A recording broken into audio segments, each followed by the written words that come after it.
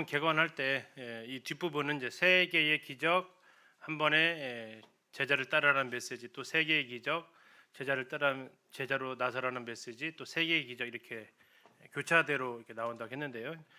이제 지금 두 가지 질병을 고쳤고요. 이제 세 번째 기적입니다. 세 번째 기적은 14절부터 17절까지 베드로의 장모를 고치신 기적이죠.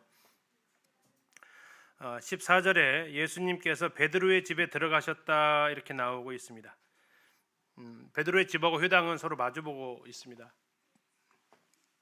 그러니까 회당에 나오셔서 베드로의 장모의 지금 질병 이쪽으로 들어가신 부분이다 생각하시면 되겠고요. 자, 그의 장모가 열병으로 알아누웠다라고 나오니까 베드로가 결혼하지 않았다라는 가톨릭의 말은 거짓인 거죠. 이렇게 엄연하게 써 있는데도 불구하고 그런 주장을 하는 것은 좀 이상하지만치 사람을 너무 신으로까지 올려 세우려는 그런 모습을 보면서 안타까움이 있습니다. 베드로의 장모가 열병으로 알아 누웠습니다. 그런데 예수님께서 그의 손을 만지셨더니 열병이 떠나가고 여인이 일어나서 예수님께 수종을 들었다라고 나옵니다.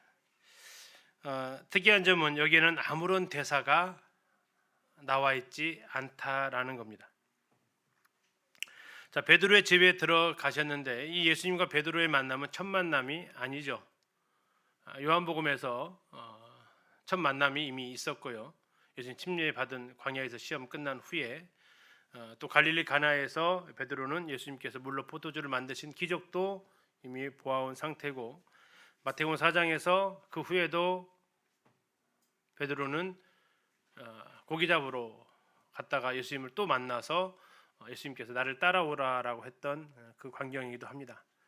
어쩌면 이 기적은 베드로의 장모를 위한 기적이기보다는 베드로를 향한 기적이 아닌가 싶은 부분이 듭니다. 그 뒤에 나오는 이제 주님이 제자들을 부르시는 제자의 길에 대해서 말씀하시는 그 앞에 일어난 기적이기도 하고요. 베드로가 한 번에 예수님의 부름을 받고 따른 것이 아닙니다. 뒷부분에 베드로는 예수님께서 이렇게 말씀하실 때 중간에 끼어들어서 예수님, 저는 예수님을 위해서 모든 걸 다 버리고 따랐습니다라고 이야기를 하는데 처음부터 그런 사람은 아니었다라는 거죠. 그러나 그가 처음 모든 걸 버리고 따랐다라고 하는 것은 그가 상당히 부유했던 사람이었다라는 건 가능한 부분입니다. 첫 번째, 그는 배가 있었다라는 거고요. 그의 소유의 배가 있었다라는 것은 당시 갈릴리에서 꽤 그래도 부자인 거죠.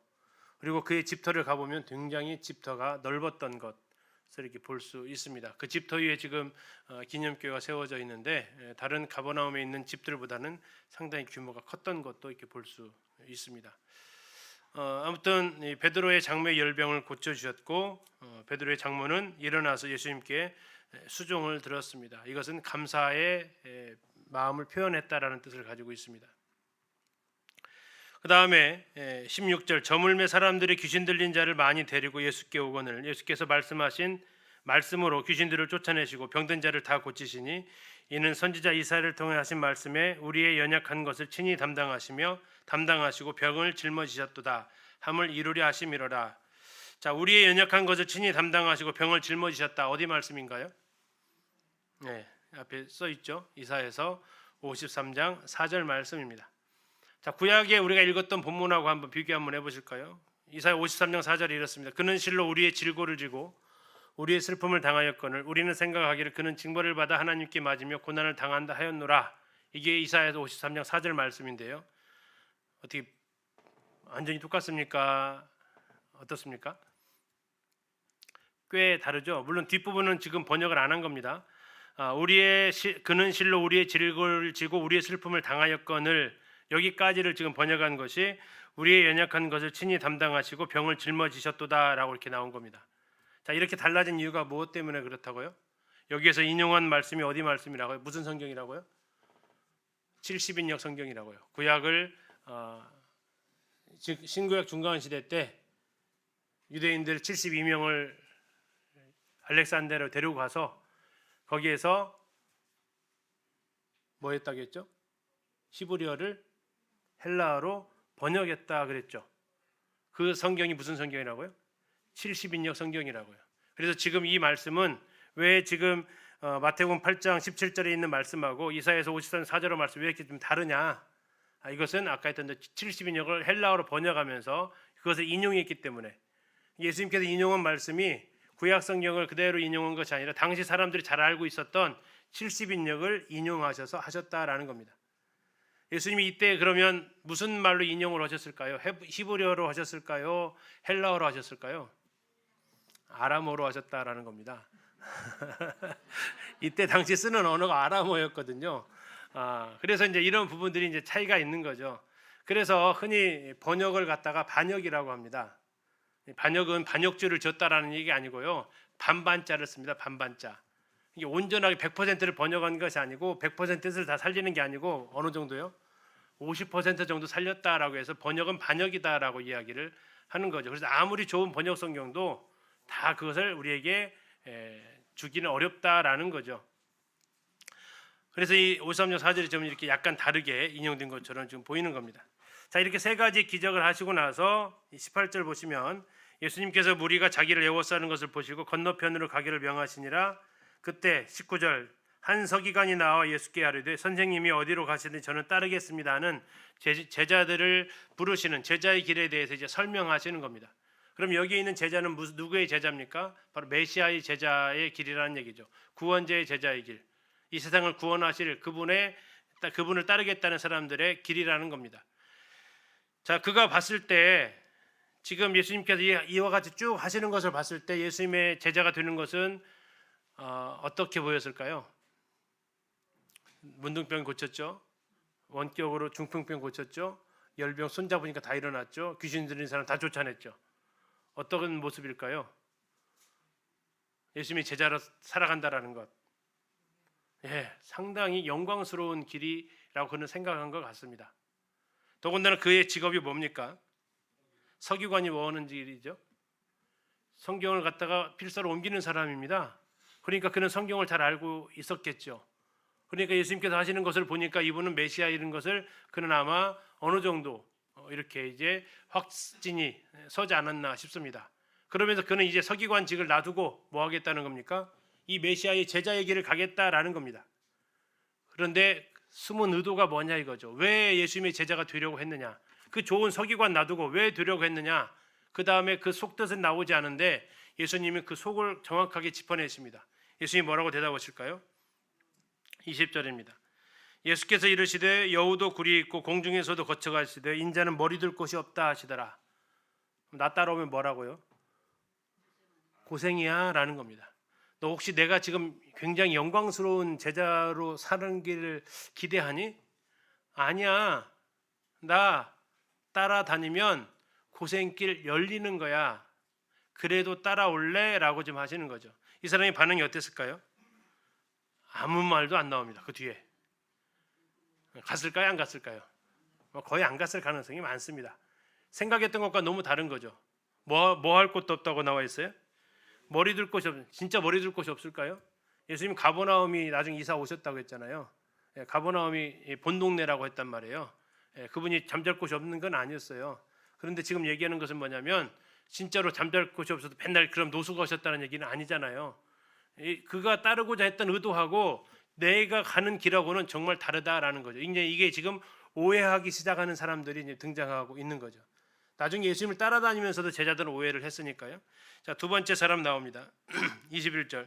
제자 중에 또 한 사람이 이르되 주여 내가 먼저 가서 내 아버지를 장사하기 허락하옵소서 나옵니다. 자, 산상수훈을 기억하셔야 됩니다. 산상수훈 마태복음 6장 33절에서 주님 뭐라고 말씀하셨죠? 너희는 먼저 그의 나라와 그의 의를 구하라라고 했습니다. 근데 이 사람은 먼저 뭘 하겠다라는 겁니까? 아버지를 장사하게 해달라고 이야기를 합니다. 자, 이것은 여러 가지 의미를 가지고 있다라고 하나의 의미다라고 이렇게 단정짓지는 않으시는 것 같습니다. 성경학자들이 첫 번째는 유대인의 장례 풍습을 생각을 하는 거고요. 유대인의 장례 풍습은 돌아가시면 바로 묻습니다. 우리는 3일장 하지만 그들은 아나니아 삽비라 이야기 보면 아시죠? 죽으면 바로 돌무덤으로 데려갑니다. 그리고 나서 한 1년 정도 놔둡니다. 그러면 어떻게 되죠? 뼈만 남죠. 그리고 2차 장례식을 치르는 거죠. 그러니까 지금 그 장례법을 따르면 이 사람의 아버지는 지금 이미 돌아가신 겁니다. 근데 무엇까지 하게 해달라는 거죠? 2차 장례식 합구를 하는 겁니다. 조상들의 묘실에 들어갔다라는 게 뭡니까? 그건 이제 조상들의 뼈만 있던 그 무덤 속에 이 자신의 뼈가 같이 들어가는, 요즘 우리식으로 말하면 합장하는 거죠. 들어가는 건데 지금 부모님이 언제 돌아가실지 몰라서 부모님 임종을 지키겠습니다라는 차원이 아니고 돌아가셨는데 합장까지는 하고 따라가겠습니다라고 하는, 어쨌든 그에 있어서 우선순위가 지금 뭡니까? 뒤바뀌어 버린 상황이다라는 걸 생각할 수 있습니다. 이런 가운데서 주님께서 이제 그를 따르게 할 수 없다라는 거죠. 자, 다시 한번 보실까요? 그가 예수님한테 뭐라고 표현했습니까? 우리가 지나쳐 읽을 수 있어요. 뭐라고 표현했어요? 그 전에요. 이르되, 그 다음에요. 주여라고 했습니다. 자, 앞에 서기관 혹시 예수님 뭐라고 불렀는지 아세요? 자, 선생님입니다. 그러니까 이 서기관의 의도는 뭡니까? 한 자리 해먹겠다라는 거죠. 근데 이 두 번째 사람은 태도는 좋아요. 예수님 뭐라고 불렀어요? 주여라고 불렀어요. 근데 그 뒷말은 이상해요. 뭐라고 나와 있어요? 내가 먼저 가서 뭐 하겠다라는 겁니다.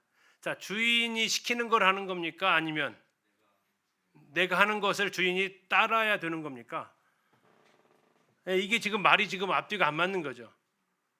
주여라고 했으면 그 다음에 무엇으로 나와야 된다고요? 뭘 해야 될까? 이게 나오는 것이 정상적인 어순입니다. 근데 이걸 하고 안 하고를 누가 결정하고 있습니까? 내가 결정하고 있어요. 그럼 주인인가요? 아니죠. 이걸 가리켜서 뭐라고 그래요? 그래서 모순이다라고 하죠. 모순, 앞뒤가 안 맞아요. 주님이라고 하지를 말든지 아니면 내가 먼저 이걸 하겠다라고 말하지를 말든지. 첫 번째 서기관은 선생님 불렀습니다. 당신 따라다니면 내가 그래도 여기서 성경 필사하는 것보다는 더 나을 것 같습니다. 주님은 아니라고 했습니다. 두 번째 이 사람, 두 가지로 지금 실수를 하는데, 첫 번째는 주님이라고 부르면서 어떤 행동의 결정권을 누가 가지겠다고 하는 거죠? 자기가 가지겠다라고 하는 겁니다. 이것은 모순된 부분입니다. 두 번째, 우선순위가 틀렸습니다. 먼저라는 단어를 주님은 분명히 하나님의 나라와 하나님의 뜻이 먼저라고 했지만 그는 먼저 할 것을 구분을 못하고 있습니다. 그러면서 예수님께서 하신 말씀이 뭡니까? 22절입니다. 죽은 자들이 그들의 죽은 자들을 장사하게 하고 너는 나를 따르라. 자, 여기서 죽은 자와 죽은 자가 나와 있는데 같은 죽은 사람이 아닙니다. 첫 번째 죽은 자는 어떤 죽은 자입니까? 죽은 자들이 영적으로 죽은 사람들입니다. 믿지 않는 사람들입니다. 그 뒤에 나와 있는 그들의 죽은 자들은요, 뭐가 죽은 사람이에요? 몸이 죽은 사람들이에요. 영적으로 죽은 사람들이 몸이 죽은 사람들을 장사하게 해주고 너는 뭐 해야 된다고요? 너는 나를 따르라라고 이야기하고 있습니다. 다시 말하면 왜 죽은 사람이 할 수 있는 일을 살아있는 네가 하려고 하냐라는 거죠. 세상 사람들도 할 수 있는 일을 왜 굳이 네가 하려고 하냐라는 부름입니다.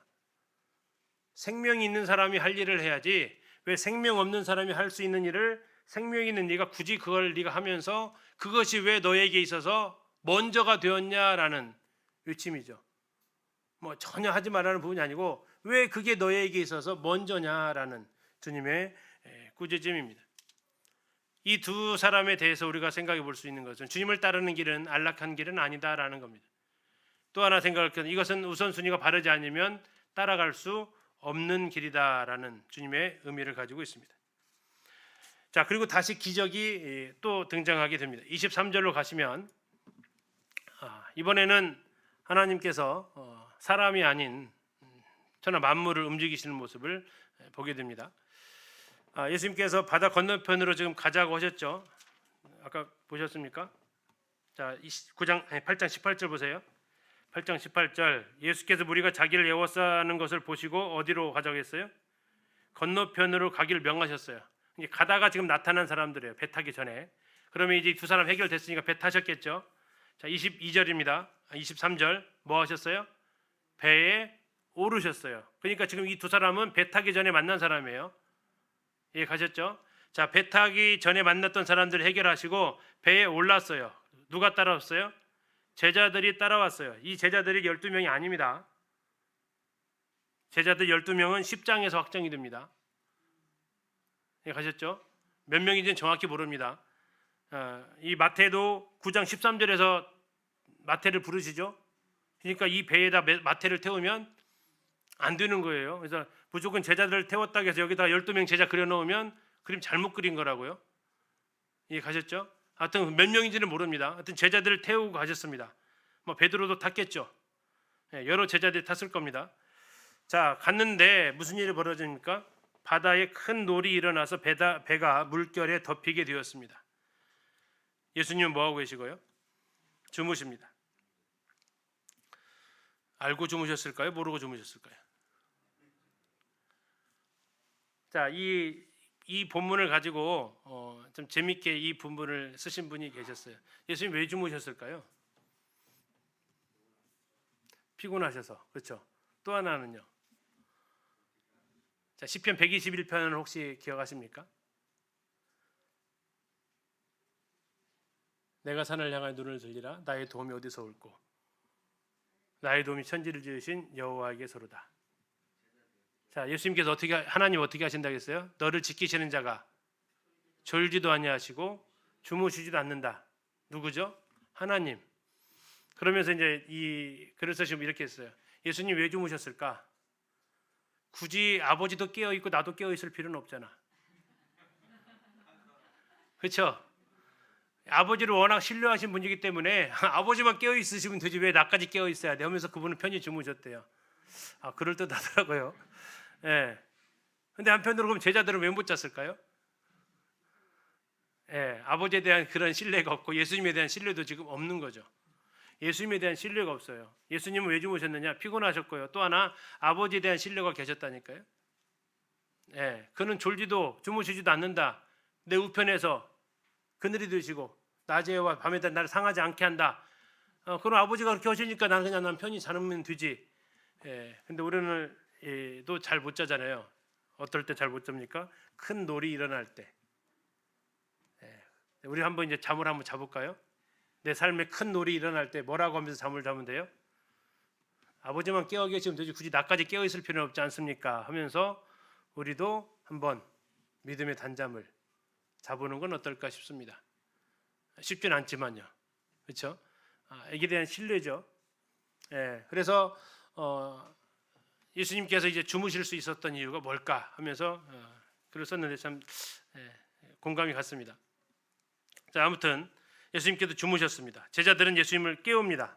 뭐라고 와서 깨웁니까? 25절 주여 구원하소서 우리가 죽겠나이다. 자, 한번 잘 생각해 보세요. 아까 문둥병자하고 나병 환자하고 기도 한번 비교해 보세요. 이 제자들하고 기도. 제자들이 어떻게 기도했으면 더 좋았을 것 같아요. 나병 환자한테 배웠으면요. 네, 앞으로 그렇게 기도하시게요. 주여 원하시면 좀 파도 좀 잔잔케 해주시지요. 이것이 이제 우리의 기도가 좀 바꿔지면 성장해 가는 것이 아닌가 하는 거죠. 지금 그러나 거기까지 다급하기 때문에 거기까지 안 가더라라는 거죠. 뭐 다급해서 안 가는 게 아니라 우리 믿음 없음이 그러한 기도가 못 나오게 하는 것이 아닌가. 항상 우리가 주여 원하시면 바다를 좀 잔잔하게 해주시지요라고 말할 수 있으면 얼마나 좋을까. 그냥 근데 우리는 제자들처럼 주님 좀 살려주세요. 우리가 지금 다 죽겠는 거 안 보이십니까? 라고 얘기하죠. 예수님의 대답입니다. 예수께서 이르시되 어찌하여 무서워하느냐. 그 다음에 뭐라고 나와 있습니까? 믿음이 얼마나 감사한지 몰라요. 없는 자들아 안 하시고 믿음이 작다고 하십니다. 솔직히 없는데 작다고 하시네요. 그리고 나서 일어나서 바람과 바다를 꾸짖으셨습니다. 책망하셨습니다. 아주 잔잔할 정도로 꾸짖으셨습니다. 그리고 그 제자들은 놀랍니다. 왜 놀랍니까? 어떠한 사람이기에 바람과 바다도 순종하는가? 다시 말하면 저희들은 예수님을 지금 누구로 생각하고 있다는 얘기죠?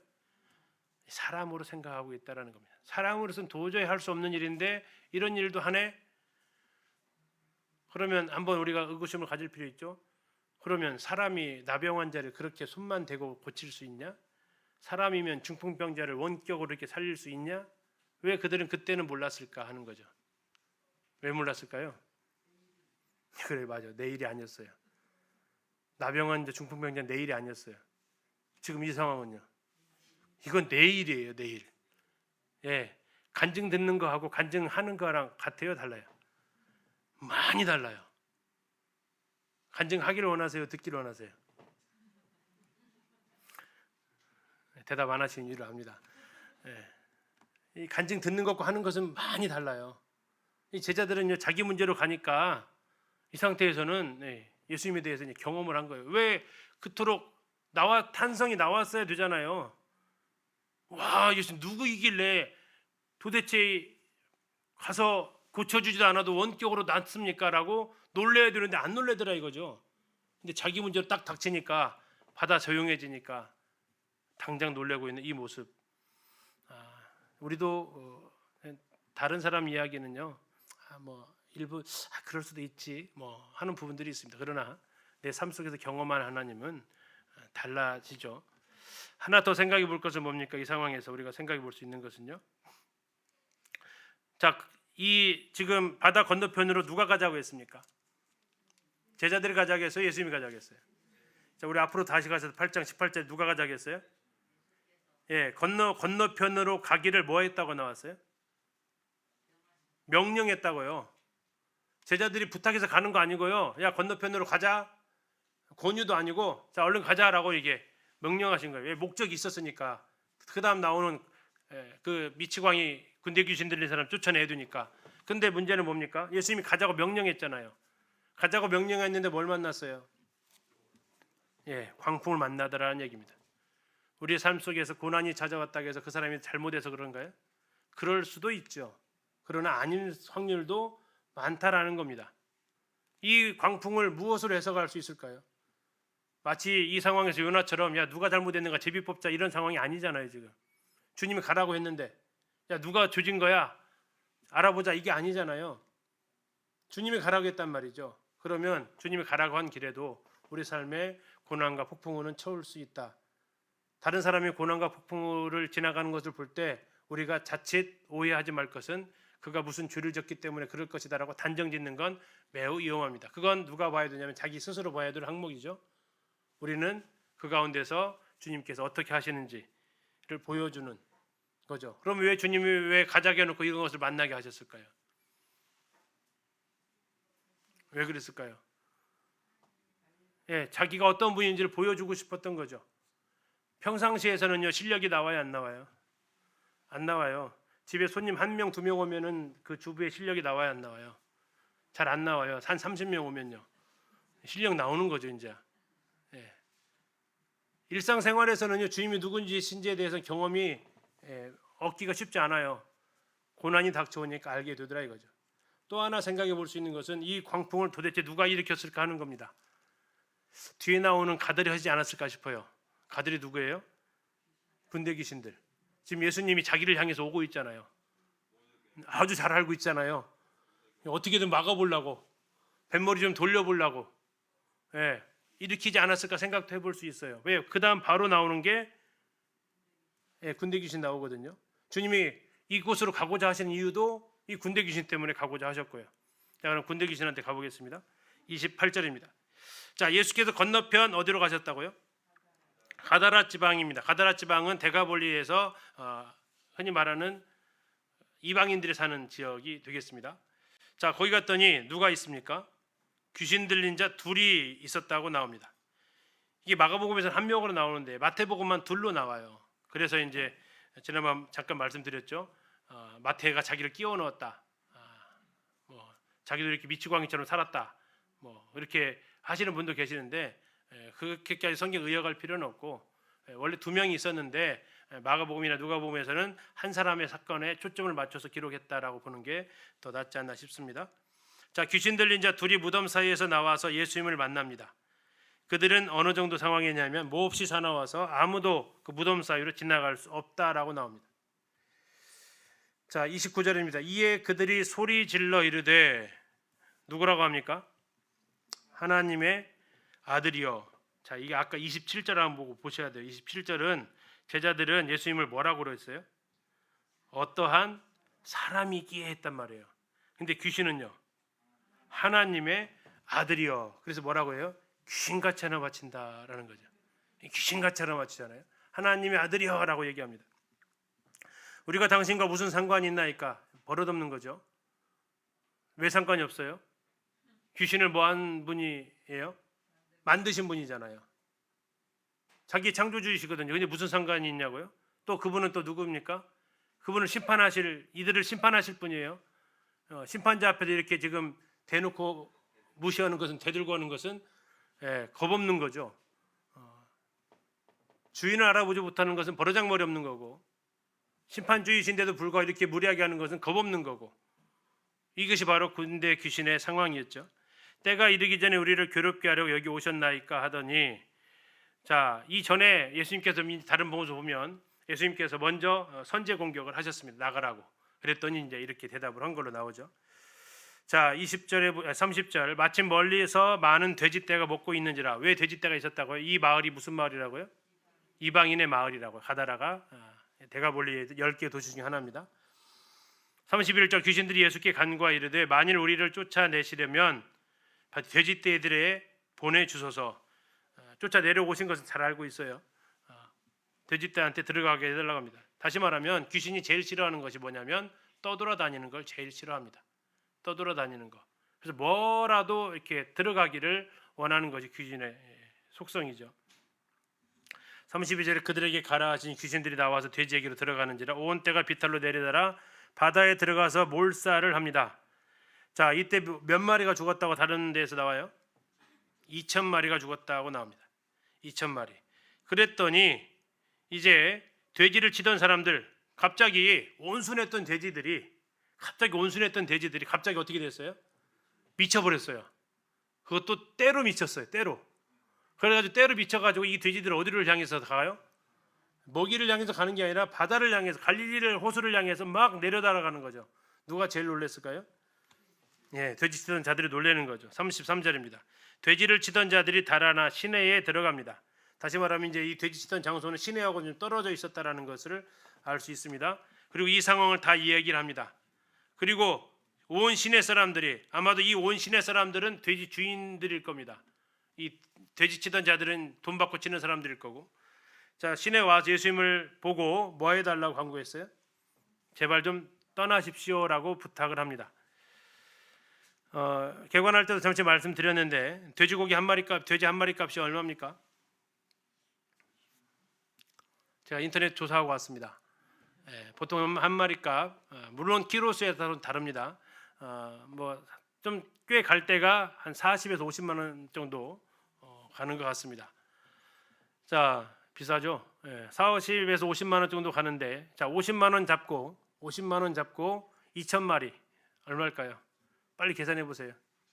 50만 원 곱하기 2,000마리 10억입니다. 10억. 너무 많은가요? 그러면 10만 원만 할까요? 10만 원? 10만 원 곱하기 2,000마리는 2억입니다. 10만 원 곱하기 2,000마리면 2억 나와요. 자, 지금 예수님은 몇 억을 희생하시고 몇 명을 건지셨어요? 2억을 희생하시고 2명 건지셨네요. 근데 바가복음 보니까 2명을 다 건진 것 같지는 않고 한 명만 건진 것 같아요. 하나는 귀신만 나가고 해결된 것 같고, 하나는 예수님 앞에 무릎 꿇고 나온 것 같고요. 1억 해가지고 한 명 구원받으면 괜찮은 전도인가요? 어떻게 생각하세요? 우리 이번 복음 집회 때 얼마 들어갔을까요? 1,000만 원 들어갔을까요? 안 들어갔겠죠. 1억 투자해서 한 명 구원받았다고 하면 우리는 잘한 전도 집회예요? 못한 전도 집회예요? 이거 대책을 다시 세워봐야 된다 할 거예요. 근데 예수님께서 한 영혼의 가치를 아시기 때문에 이 돼지 2,000마리, 예수님께서 지금 목적이 바다 건너편으로 가자 했던 목적이 이거밖에 없어요. 그리고 바로 더 이상 예수님을 받아들이지 않으니까 다시 가시거든요. 2,000마리 희생하고서라도 예수님은 한 영혼 얻겠다라는 것이 주님의 마음인 것을 생각하게 됩니다.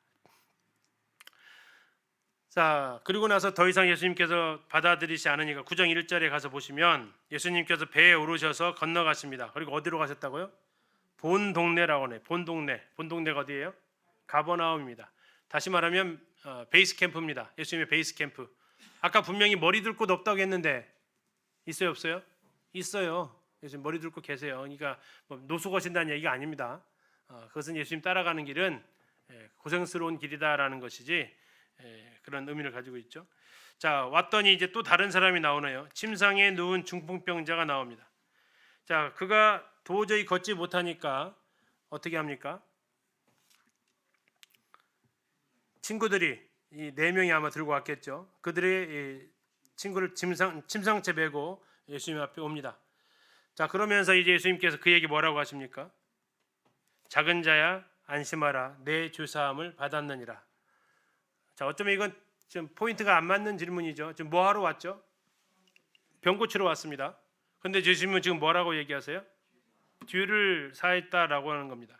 그러니까 이 이야기를 듣고 3절에 보니까 서기관들이 신성모독 발언이다라고 합니다. 왜 신성모독입니까? 누구만 죄를 사할 수 있습니까? 하나님만 죄를 사할 수 있는데 감히 죄를 사한다는 말을 한다라는 거죠. 그래서 그들은 동의할 수 없었습니다. 그럴 때 예수님께서 뭐라고 하시냐면 5절입니다. 대답을 한번 해보시죠. 내 죄사함을 받았느니라 하는 말과 일어나 걸어가라 하는 말 중에 어느 것이 쉽겠느냐? 뭐가 쉬울까요?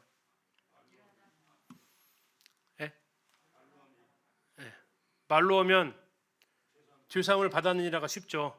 쉬운 건 그겁니다. 말로만 하면. 그건 왜요? 왜 쉽죠? 받았나 안 받았나 모르니까. 근데 중풍병자를 일어나 걸어가라고 하면요, 안 걸어가면 허풍쟁이 되는 거잖아요. 그래서 말로 하는 게 쉬운 거 하면 돼요. 근데 잘 생각할 것은, 그들이 놀란 것은 신성모독 발언이 무슨 발언이에요? 죄 용서를 했다라는 게 신성모독 발언이면 뭐가 더 큰 죄예요? 이게 더 큰 죄라는 얘기입니다. 쉬운 말일 수 있는데 신성모독 발언하면 어떤 벌이 옵니까? 죽습니다. 돌에 맞아 죽을 수 있는 발언이에요. 그러니까 어쩌면 죄사함을 받았느니라 하는 거 말하기는 쉬운데 이거 신성모독죄로 몰리면 뭐 할 수 있다고요? 죽을 수 있다고요. 스데반이 죽었던 죄가 신성모독죄로 죽었단 말이에요. 쉬운데 죽을 수 있는 위험한 발언을 한 거예요. 근데 예수님은 지금 위험한 걸 묻지 않고 쉬운 것을 물었어요. 쉬운 거. 다시 말하면 죄를 사하는 것은 하나님만 할 수 있는 일이거든요. 다음에 중풍병자 고치는 건요, 누가 할 수 있는 일이에요? 이건 메시아만 할 수 있는 일이에요. 다시 말하면 하나님만이 할 수 있는 일이라고. 이것도요, 예언되어져 있는 일이니까. 결국 예수님은 이 질문을 하시면서 무슨 대답이 나오기를 기대하신 거예요? 둘 다 못하죠, 이거죠. 이건 둘 다 못하는 거 아닙니까? 라고 하는 거죠. 근데 예수님은 이 말씀하시면서 무슨 대답을 하기를 원하셨어요?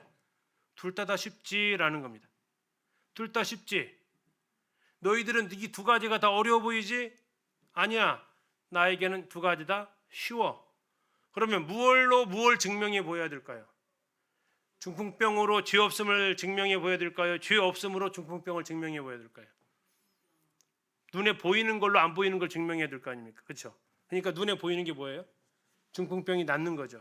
지금 예수님은 그런데 뭐부터 말씀하셨어요? 죄사함을 받았느냐, 눈에 안 보이는 걸 먼저 말씀하셨습니다. 그러면 이 눈에 안 보이는 걸 증명해야 될 거 아닙니까? 뭘로? 눈에 보이는 걸로. 만약에 바꿔졌다 한번 생각해 보세요. 바꿔졌다. 무슨 일이 벌어질까요? 내 중풍병이 네 침상을 들고 가라 했어요. 무슨 일이 벌어질까요? 이 사람 죄 문제는 어떻게 될까요? 왜 해결이 안 될까요? 갔잖아요, 지금. 침상 들고 가라고 했잖아요. 그럼 갔을 거 아니에요. 그 사람 귀에 무슨 말이 들어오겠어요? 아무 말 안 들어와요. 얼마나 감격했겠습니까? 얼마나 놀랍겠어요. 주변에 있는 사람들이 아이려 주변 사람 떠드는 소리 때문에 그 다음 메시지가 할 기회가 없죠. 주님은 먼저 너 침상 들고 가라 했으면 그냥 가는 거예요. 더 이상 없어요. 근데 주님은 먼저 그에게 뭘 얘기했냐면 더 근원적인 죄부터 얘기하십니다. 그리고 더 중요한 것부터 말씀을 하세요. 네 죄사함을 받았다. 그러면 이 사람이 죄사함을 받았는지 안 받았는지 이제 내가 뭐 하겠다? 증명해 보이겠다. 무얼로? 중풍병이 낫는지 안 낫는지. 중풍병이 나으면 죄사함을 받았다라는 말이 팩트고 사실이고, 안 나으면 허풍이고. 그래서 주님께서 그 다음에 뭐라고 하십니까? 6절 보십시오. 인자가 세상에서 죄를 사하는 권능이 있는 줄을 알게 하려고 뭐 하셨다고요? 중풍병자를 고치셨다라는 겁니다. 이 순서가 우리는 바뀌게 되면 문제가 돼. 이거 나중에 이제 한 번 더 나오는 부분인데요. 왜 예수님이 사람들을 고쳐주시고 아까 말하지 말라고 했냐라는 거예요. 참 이게 지금 하나의 열쇠입니다. 이따 뒤에서 나올 때 한 번 더 얘기할게요. 이게 열쇠예요. 왜? 먼저 고쳐버리면 그 다음에 죄사함에 대한 것은 없어요. 그러나 예수님이 오신 목적은 병 고쳐주려고 오신 게 아니라고요. 제자들한테도 표적을 주신 목적은 복음 전하는 거지. 그런데 복음 전하기 위해서 표적을 행하는데 복음은 안 전하고 표적부터 행하면 복음에 관심 없어요. 언제쯤 기적 베풀까? 그 생각이지. 언제쯤 끝나지? 빨리 기적이나 베풀어야 되는데 이거에 온통 관심이 쏠려 있죠. 자, 예수님께서 말씀하신 것, 죄를 사하는 권능이 있는 줄 알게 하기 위해서 중풍병을 고치시겠다라는 겁니다. 그러면서 그에게 말씀하시죠. 내 침상을 가지고 집으로 가라 하시니. 자, 그럼 이 사람은 두 가지 메시지를 다 들은 겁니다. 첫 번째 무슨 메시지 들었어요? 내 죄사함을 받았느니라. 두 번째 메시지는 내 침상을 가지고 집으로 가라. 두 가지를 다 얻은 거죠. 우리는요, 이것과 바뀐 사건 하나를 기억을 합니다. 10명의 문둥병자 이야기 기억나시죠? 10명이 다 고침을 받았습니다. 예, 그 중에 몇 명만 왔습니까? 그리고 그에게 예수님 뭐라고 하셨습니까? 예, 네 죄사함을 받았다라고 얘기를 하십니다. 이게 오늘 일어나고 있는 현상들을 예수님 보여주시는 부분이 아닌가 싶습니다. 아무튼 예수님은 죄를 사할 수 있는 권능이 있다라는 거, 그거 보여주기 위해서 중풍병자를 고쳐주셨다라고 나옵니다. 8절 보십시오. 무리가 보고 두려워하며 이런 권능을 누구에게요? 역시 사람이네요. 그렇죠? 아직 예수님에 대해서 그들이 잘 파악이 안 되는 겁니다. 그러나 신기한 것은 분명히 그들은 죄를 사할 수 있는 권능은 누구에게만 있다고 얘기했다고요? 하나님에게만 있다라는 겁니다. 그럼에도 불구하고 예수님께서 중풍병자 고쳐주면서 죄를 용서하셨다라는 것을 증명하셨는데도 불구하고 그들은 이 기적을 행한 것은 누구다? 사람이다라고 그들은 아직까지도 눈이 덜 띈 것 같습니다. 자, 9절부터 13절까지는 마태를 부르시는 장면입니다. 개관에서 말씀드렸지만 굳이 그는 자기의 이름을 밝히지 않아도 됐습니다. 왜요? 다른 제자들은 다 레위라고 해줬거든요. 그러나 그는 자기의 이름을 당당히 밝힙니다. 9절입니다. 예수께서 그곳을 떠나 지나가시다가 마태라는 사람이 세관에 앉아 있는 것을 보셨다. 세관에 앉아 있으면 직업은 세리라는 겁니다. 자, 예수님께서 이르시되 나를 따르라 하시니 일어나 따랐습니다. 엄청 쉽죠? 말은 쉬운데요. 이렇게 따라 나서기까지는 쉽지 않은 것 같습니다. 10절은 더 놀라운 일을 하는데요. 마태의 집에서 앉아 음식을 잡수실 때에 많은 세리와 죄인들이 와서 예수와 그의 제자들과 함께 앉았습니다. 자, 마태의 집은 얼마나 컸을까요? 자, 많은 세리와 죄인들이 왔다고 합니다. 제자들도 같이 앉았다고 합니다. 그러면 얼마나 컸을까요? 컸다는 얘기는 마태가 얼만큼 돈을 뜯어냈을까요? 많이 뜯어낸 거죠. 상당히. 그러면서 큰 저택을 소유하고 있었으니까. 그러면서 이제 바리새인들이 그것을 봅니다. 그리고 이제 예수님을 비방하죠. 그때 예수님께서 하셨던 유명한 말입니다. 12절입니다. 같이 한번 읽어보실까요? 시작. 예수께서 들으시고 이르시되 건강한 자에게는 의사가 쓸데없고 병든 자에게라야 쓸데있느니라. 지금 마태가 그러면 건강한 자입니까? 병든 자입니까? 병든 자이기 때문에 너희들은 죄인이라고 하잖아. 그래서 내가 이 마태한테는 필요한 존재야라는 거죠. 의사가 필요한 사람은 병든 자입니다. 의사가 필요한 사람은 죄인입니다. 그래서 예수님께서는 죄인을 위해서 오셨다라고 13절에서 말씀하고 있습니다. 13절 너희는 가서 내가 긍휼을 원하고 제사를 원하지 아니하노라 하신 뜻이 무엇인지 배우라. 나는 의인을 부르러 온 것이 아니요 죄인을 부르러 왔노라 하시니라. 자, 이 말씀은 뒤에 가서 또 한 번 얘기하십니다. 나는 개선장군으로 온 게 아니다. 나는 너희들을 통치하러 온 게 아니고 너희를 구원하기 위해서 왔다. 힘 있는 자들을 귀합하러 온 게 아니고 힘 없는 자들에게 구원을 베풀려고 왔다. 자비를 베풀려고 왔다. 이게 예수님께서 오신 이유다. 다시 말하면 이 말씀은 약간 그들을 우회해서 꾸짖는 거죠. 그럼 너희들은 바리새인들은 죄인입니까? 의인입니까? 그들은 예수님을 필요로 합니까? 필요로 하지 않습니까? 필요로 하지 않는다라고 지금 얘기하고 있죠. 그럼 너희들은 그럼 의인입니까? 죄인입니까? 의인이라고 하는 죄인입니까? 죄인이라고 하는 의인입니까? 네. 자기가 죄인인 걸 모르고 자기 의롭다라고 생각하는 거예요. 그러니까 의인이라고 하는 죄인들인데 그러니까 예수님을 필요치 않아요. 결국 그들은 죄의 용서를 받을 수 없는 존재가 되는 거죠. 예수님께서 그들과 함께 마태를 통해서 일을 해주십니다. 다음에 이제 금식 논쟁을 하시는데요. 14절부터 예수님의 제자들이 금식하지 않습니다. 요한의 제자들은 금식했습니다. 그래서 왜 당신의 제자들은 금식하지 않냐고 하니까 예수님께서 무슨 일을 하십니까? 무슨 얘기 하십니까? 내 제자들도 금식할 때 할 거랍니다. 언제요? 신랑을 빼앗길 때 금식할 거다라고 얘기하면서 잘 아는 새 술은 새 부대에 넣는다라고 얘기하십니다. 자, 새 술은 발효가 됩니다. 그러면 가죽 부대하고 헌 가죽 부대하고 새 가죽하고 붙여놓으면 어떻게 된다고요? 이것은 터져버려 둘 다 못 쓰게 된다라는 거죠. 왜요? 이게 가죽 부대가 이렇게 숨을 쉬는데 숨을 쉬는 낡은 것은 어떻게 돼요? 탄력이 떨어지게 되죠. 근데 가죽은요. 탄력이 생기면 이렇게 끌어당기는데 같이 끌어당겨줘야 되는데 하나는 탄력이 있는 가죽이고 하나는 탄력이 없는 가죽 부대예요. 끌어당겨 버린단 말이에요. 이게 늘어나면서 발효되면서 그러면 어떻게 돼요? 이게 접한 데가 찢어지게 된다라는 얘기죠. 그래서 통가죽을 쓰는 거지 덧대는 거 아니다라는 것을 지금 말씀해주고 있는 겁니다. 자, 그러면서 이제 예수님께서 여기에 대해서 변론을 해주시는 거죠. 자, 율법과 은혜를 섞으려는 이 시도 이것이 바로 생배조각과 낡은 옷을 수선하는 것과 연관되어지는 그래서 은혜와 율법을 혼합되어질 수는 결코 없는 것임을 보여주고 있습니다. 그리고 18절에서 26절을 통해서 또 아름다운 하나의 기적을 베풀어 주시죠. 12의 혈루증 걸린 여인을 주님께서 고쳐주십니다. 그리고 더 나아가서 야이로의 딸 12살짜리 소녀를 고쳐주시는 사건이 이 가버나움에서 동일하게 일어나게 됩니다. 이 혈루증 걸린 여인이 예수님이 어디를 만졌습니까? 겉옷가를 만졌다라고 나옵니다. 20절 보시면요. 12해 동안이나 혈루증을 앓는 여자가 예수의 뒤로 와서 그 겉옷가를 만졌다. 혹시 민수기 할 때 이거 말씀드렸는데 겉옷가가 뭐라고 그랬죠?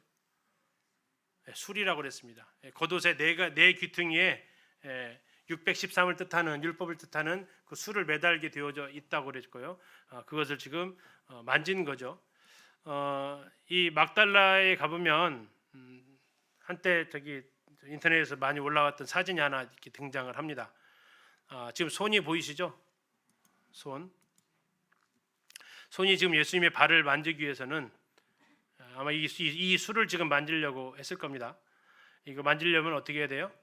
자세를 아주 낮춰야만 가능한 거죠. 그렇게 되면 발로 채일 수 있는 위험에도 불구하고 이걸 만졌다라는 겁니다. 이렇게 예수님의 그 지금 술을 만지는 모습이 보이죠. 이렇게 이것이 지금 이 겉옷가를 만졌다라는 것이 바로 이 술을 만졌다라는 표현이 되겠습니다. 그래서 그가 이제 구원받기를 원했던 이 모습을 기록을 하고 있죠. 자, 그러면서 예수님께서는 이 두 사람을 고쳐주시는데 공통점은 12라는 숫자죠. 12라는 한 사람은 12년 동안 고생을 했고 한 사람은 12살밖에 살지 못하는 상황 가운데 있었습니다. 그때 예수님께서 하셨던 말이 뭡니까? 이 여인을 향해서 부르셨던 그 말이 있습니다. 뭐라고 부르십니까? 딸아라고 얘기하십니다. 예수님이 결혼을 하셨던가요? 안 하셨잖아요. 근데 왜 딸일까요? 그분은 하나님 아버지 하나님이십니다. 이 말을 들었을 때 이 여인의 심정이 어땠을까요? 자, 이 여인은 되게 두근두근했다라고 이야기를 하고 있습니다. 이 여인은 정말 그 자기가 이제 관심의 초점이 되어져 버렸습니다. 예수님께서 이 상황에서 사람들이 다 쳐다보게 말씀을 하셨잖아요. 22절 보시겠습니다. 예수께서 돌이켜 그를 보시며 이르시되 따라 안심하라. 따라 안심하라. 다시 말하면 그의 마음 상태가 어떻다는 얘기입니까? 지금 굉장히 불안하고 있다라는 겁니다. 자기 몸의 변화를 느꼈겠죠. 갑자기 피가 흘러든 것이 멈췄다라는 것을 먼저 몸으로 느꼈을 겁니다. 그리고 그의 귀로 인자하신 주님의 음성을 듣습니다. 따라 안심하라. 내 믿음이 너를 구원하였다. 그리고 그 즉시 구원을 받습니다. 즉시라는 단어가 오늘 또 한 번 나왔죠. 주님의 간절한 그 마음의 모습을, 은혜를 우리가 생각해 보는 단어가 됩니다. 그리고 소녀에게 가셔서 마가복음에 나와 있는 달리다 쿰 하십니다. 소녀야 내가 내게 말하노니 일어나라 하시는 그 말씀.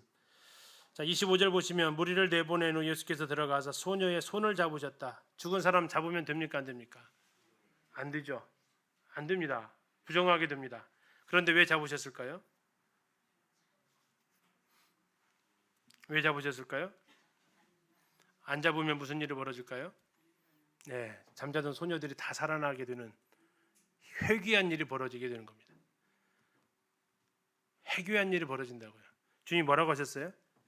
소녀의 손을 잡으시며 일어나라고 했어요. 손을 안 잡았으면요 죽었던 사람들 다 일어난다고요. 달리다 쿰 하셨기 때문에 소녀로 죽었던 사람들 다 일어나게 돼 있어요. 이게 창조주의 능력이거든요.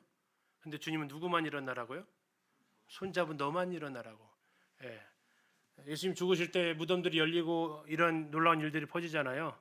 이때 손 안 잡았으면요 여기서부터 막 그런 놀라운 일들이 일어나게 되면 안 되잖아요. 혼란스럽잖아요.